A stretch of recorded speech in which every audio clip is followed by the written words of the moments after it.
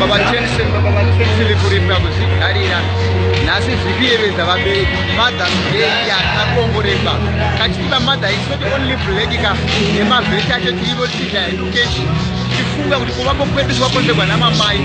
Mothers are always wonderful. So that it's a little bit kuripwa kutikazanaka wotidi kuvala mavenjewandi maichete ndinokutendai ura hwenya haurasikire mumahara ndinokutendai nemowanaka zora kadai just do small gift kuvamai vako kana kuvatengera sinyama zihuku kana mota zvayo kana stendi aiwa kana mbereve kuti mai muchaziva here those days. This is Mother's Day guys now. Tichifara tichipembera udidi takapata zvaunotita tinapura music asiko hako. It's not all about what you think. It's about what mother stands for. Ura 9 months chete wakaputirwa uchihumana weka benzi. That's a small thing for your mother. Ibaba watense kuzvigarira hapana zvaunotita nekuti zvaunotita hapana. Aiwa what does it?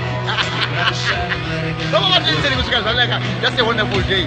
Hapana zvaungatita ndibaba vatenseri. Aiwa ngatifarei tisununguke tichikereka zuva ranhasi rabuda zvakanaka iwo ranhasi kutondoreka isuva chete nekuti zvakarongeka.